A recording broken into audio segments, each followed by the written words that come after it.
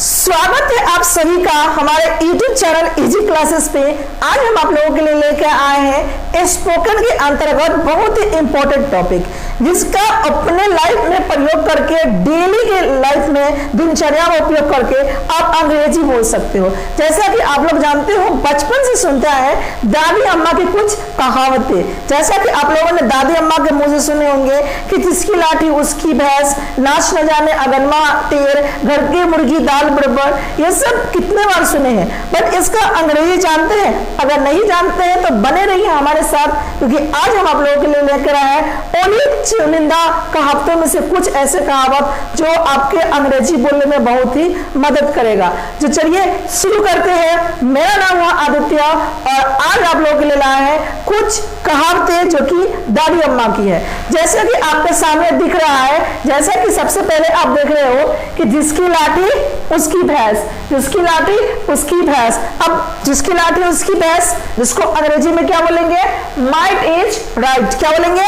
Might is right. तो आप भी बोलो। अब यहाँ पे रटना नहीं है, बात गौर से कीजिएगा, यहाँ पे रटना नहीं है। जिसकी लाठी उसकी भैंस, इसका पहले मतलब समझिए। जिसके पास पावर वही बनेगा बाहुबली, जिसके पास पावर वही बनेगा बाहुबली। तो जिसके पास पावर होगा, यानी कि जिसकी लाठी होगा उस वही विनर होगा। तो जिसकी लाठी उसकी भैंस, यानी कि माइट इज राइट। बोलिए, जिसकी लाठी उसकी भैंस, माइट इज राइट। ठीक है। अब अगला है अधजल गगरी छलकत जाए। ओहो, इसका मतलब समझते हो? अधकल गगरी छलकत जाए। पहले तो इंग्लिश देख लेते क्या होता है। N empty vessel sound much.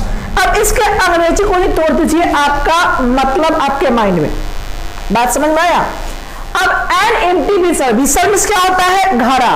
और साउंड मच, आपके घरों में जो घड़ा है उस घड़े में अगर आप पानी लेकर चलोगे तो अगर आधा घड़ा पानी हो, अगर लेकर चलते हैं तो कैसे छलड़ छलड़ करता है, यानी उसमें से साउंड निकलता है। और जैसे ही आप उसमें फुल पानी भर दो और तब उस घड़ा को लेकर चलिए तो आपको क्या होगा? साउंड नहीं सुनाई देगा, यानी कि वो ज्यादा छलकता नहीं है। इसका तात्पर्य क्या हो गया कि ज्ञानी व्यक्ति, बात समझिएगा, ज्ञानी व्यक्ति कभी भी अपनी क्वालिटी को किसी के सामने शो अप नहीं करते हैं। क्या? दिखाते नहीं है। लेकिन जिसके पास आधा ज्ञान हो गया, 4 नॉलेज हो गए 4 शब्द के, और शो अप करने लगता है, ये तुम्हें ये आता है, तुम्हें वो आता है, और क्वेश्चन करने लगता है। लेकिन जो रियल का टैलेंटेड बंदा होगा ना, वो कभी अपने ज्ञान को शो अप नहीं करता है। इसका मतलब हो गया कि अधजल गगरी छलकत जाए, यानी कि बिना ज्ञान का, आधा ज्ञान का इंसान ज्यादा फुदकता है बेंग की तरह। तो हमें फुदकना नहीं है, राइट। और उसको क्या बोलेंगे? An empty vessel sound much, यानी कि an empty vessel sound much, अधजल गगरी छलकत जाए। नेक्स्ट वर्ड है हमारा चोर चोर मौसेरा भाई। क्या है वर्ड? चोर चोर मौसेरा भाई। अब इसका इंग्लिश देख लीजिए। Birds of feather flock together. अगर इंग्लिश के शब्द को पकड़िएगा तो इसका मतलब आपको भी समझ में आ जाएगा।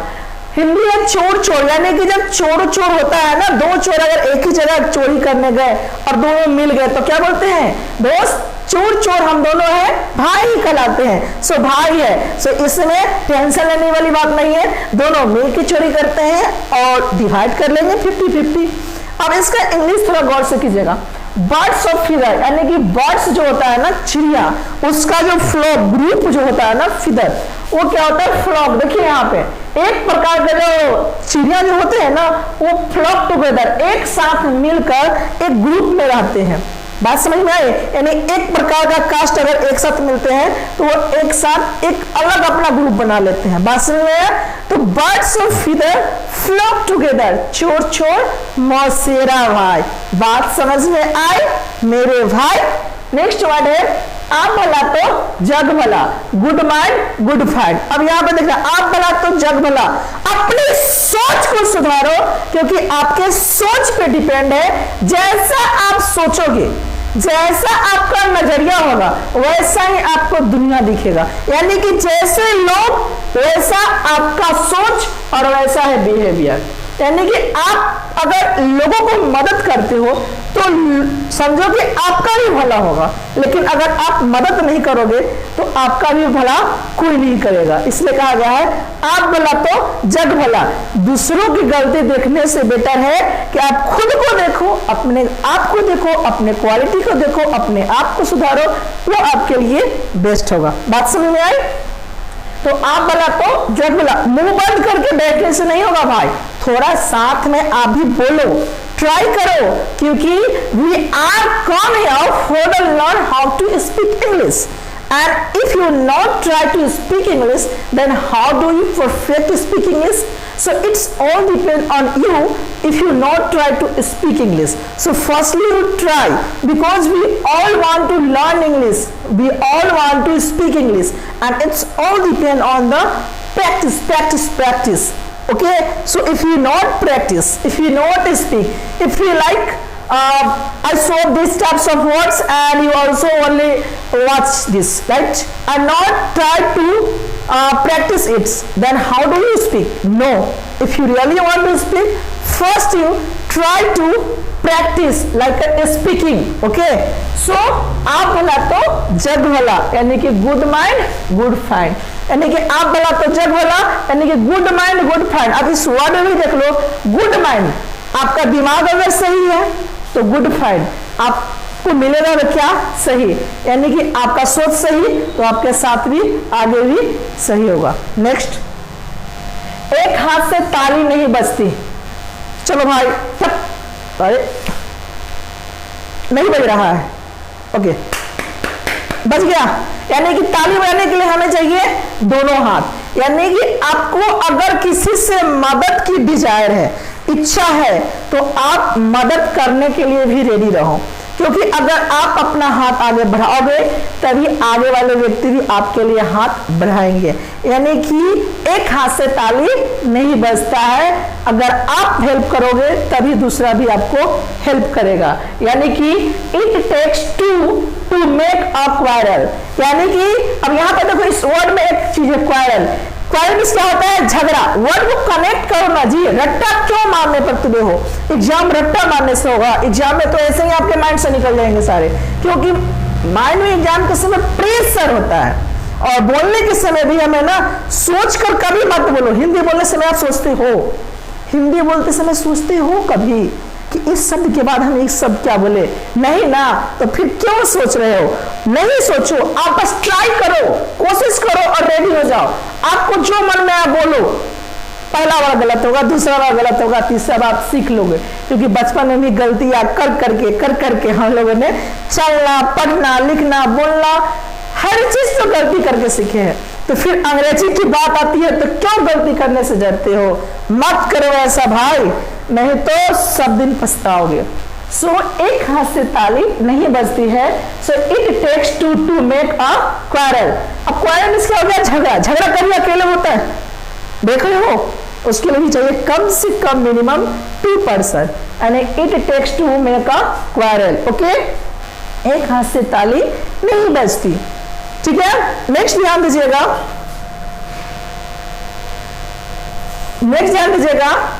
गरजता बादल बरसता नहीं और भौंकने वाला कुत्ता कभी काटता नहीं। गरजता बादल बरसता नहीं और भौंकने वाला कुत्ता काटता नहीं। सेम है, कभी देखे हो जो भौंकता है जो काटता है? अगर आप रोड में चल रहे हो, सुनसान सा रास्ता है और एकदम अकेले हो, चल रहे हो, सामने अगर एक कुत्ता आ जाए, आपके सामने भाव करने लगे, हमारा क्या हाल होता है? हम डर जाते हैं, सिमट जाते हैं, क्या होगा, काट लेगा, फिर इंजेक्शन करेंगे। अरे भाई डरो मत, वो भौंक रहा है ना। आप अपने हिम्मत से एक बार एक स्टोन, एक पत्थर तो उठाओ, एक स्टिक तो उठाओ, अपना पावर तो दिखाओ, वो कुत्ता की खैर नहीं भाग जाएगा। ट्राई करके देखना। इसलिए जो भौंकता है वो करता नहीं। अक्सर लोग जो ज्यादा चिल्लाते हैं ना, यहाँ पे हम सिकंदर, और जैसे ही आते हैं 2 लोग बन जाते हैं बंदर। यानी कि भौंकने वाला कुत्ता से डरो मत, उसका सिर्फ भौंकना ही लगा हुआ है। अच्छा, यहाँ पे एक बात आपसे हम पूछना चाहेंगे,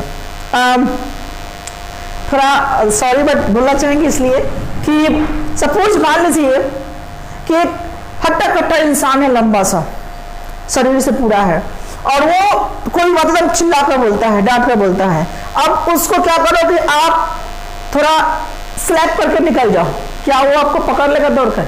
नहीं। क्यों? क्योंकि उसके पास उतना एनर्जेटिक नहीं है, क्योंकि उसका तो शरीर भारी है, तो वो आपको दौड़कर पकड़ लेगा नहीं ना।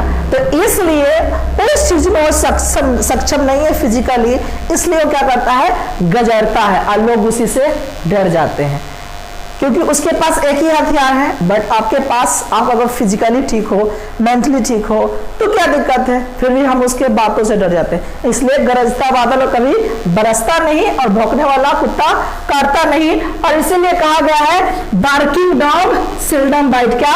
Barking dog seldom bite. गरजता बादल बरसता नहीं, बार्किंग डॉग सेल्डम बाइट। आगे लालच बुरी बला है। लालच, हाँ ध्यान दीजिएगा, जैसे Avarice is root of all evils.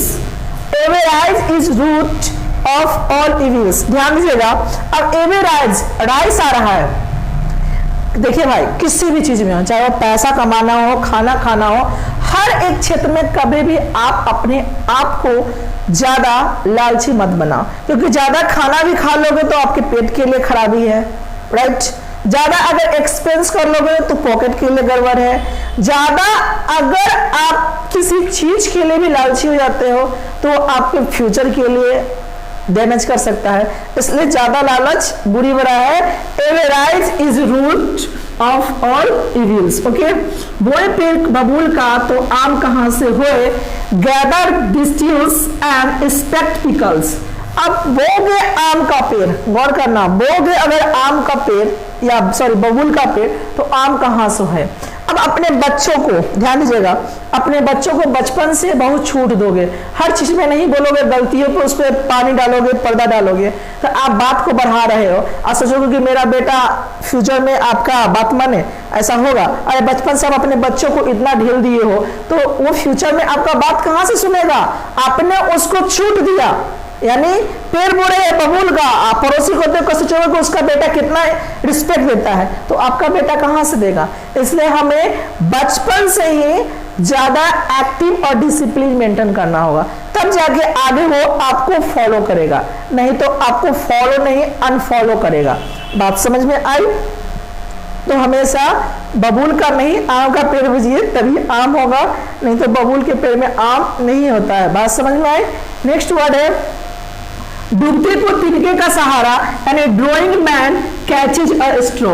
Drawing man catches a स्ट्रो। अब ड्रोइंग मैन कैचेज अ स्ट्रो, डूबते का तिनके का सहारा।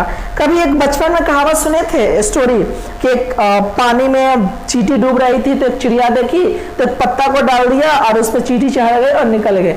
यानी कि अगर कोई मर रहा है उस कंडीशन में, अगर उसको अपने बातों से अगर उसको मोटिवेट कर पाते हो, उससे आपको पावर मिलता है, उसकी एनर्जी, तो उसके लिए बहुत बड़ी चीज है। कोई अगर मजबूरी में इस लॉकडाउन में फंसा हुआ है, 4 दिन से भूखा है, अगर उसको आप एक रोटी दे देते हो तो उसके लिए बहुत बड़ी कामयाबी है, बहुत बड़ी सहारा होता है। इसलिए डूबते को तिनकी का सहारा, यानी कि ड्राइंग मैन कैचेज अ स्ट्रो। बात समझ में आया? अब ट्राई करो, इसको अपने प्रैक्टिस में लाओ। आप अंग्रेजी कैसे नहीं बोलोगे, बोल पाओगे, बट संभव है। It's all is happen if you try, because it's all depend on the practice and try. अगला है जैसा राजा वैसा प्रजा, as the king so are the subject. अब जैसा बेटा वैसा, सॉरी जैसे पापा वैसे बेटा, यानी कि जैसा राजा वैसा प्रजा। अब घर में सारे लोग अगर है, समझ रहे हैं ना, एक टाइप का, तो आपका बेटा भी कैसा होगा? उसी टाइप का। यानी कि जैसा आप सिखाओगे वैसा ही तो करेगा, यानी कि जैसा राजा वैसा प्रजा, as the king as so are the subject, यानी कि as the king so are the subject. जैसा एज द किंग है वैसा ही ना उसका सब्जेक्ट होगा। बात समझ में आई? तो ये वर्ड्स है आपके सामने, जिसको थोड़ा शॉर्ट में फिर से देखते हैं। दादी अम्मा ने कहावत है कि जिसकी लाठी उसकी भैंस, क्या होता है? Might is right. बोलो बोलो बोलो बोलिए, माइट इज राइट। अब रिजल्ट अगर छलकट जाए, and empty vessel sound much, क्या होगा? And empty vessel sound much. चोर चोर मौसेरा भाई, यानी कि birds of feather flock together. चोर चोर मौसेरा भाई क्या होगा, birds of feather flock together. आप भला तो जग भला, यानी कि गुड माइंड गुड फाइंड। आप भला तो जग भला, गुड माइंड गुड फाइंड। एक हाथ से ताली नहीं बजती, यानी कि it takes to to make a quarrel. झगड़ा भी एक से नहीं होता है, यानी एक हाथ से ताली नहीं बजती, it takes to to make a quarrel. Okay, next है गरजता बादल बरसता नहीं, यानी कि barking dog seldom bite. Barking dog seldom bite. लालच बुरी बला है, avarice is a root of all evils. Avarice is a root of all evils. बोए पेड़ बबूल का तो आम कहां से हुए, यानी gather thistles and expect pickle. Gather thistles and expect pickles. डूबते को तिनका का सहारा, यानी कि drowning man catches a straw. Drowning man catches a straw. जैसा राजा वैसा प्रजा, जैसा राजा वैसा प्रजा, यानी कि as the king so are the subject. As the king so are the subject. So ये थे आज आप सभी के लिए दादी अम्मा की कुछ कहावतें जो कि आपके साथ इंग्लिश में हमने शेयर की हैं। अगर अच्छा लगा हो तो वीडियो को लाइक शेयर और सब्सक्राइब तो जरूर कीजिए। साथ में इसको अपने व्हाट्सएप ग्रुप और फेसबुक फ्रेंड के साथ शेयर कीजिए, क्योंकि दादी अम्मा की कहावतें हम अभी तक हिंदी में सुनते आए हैं, इसको वक्त के अनुसार से इंग्लिश में भी जान जाए तो बेस्ट है। और वीडियो को आप लोगों को अंत तक देखने के लिए आपको दिल से तहे दिल से धन्यवाद। मिलते हैं नेक्स्ट वीडियो में, तब तक के लिए बाय बाय।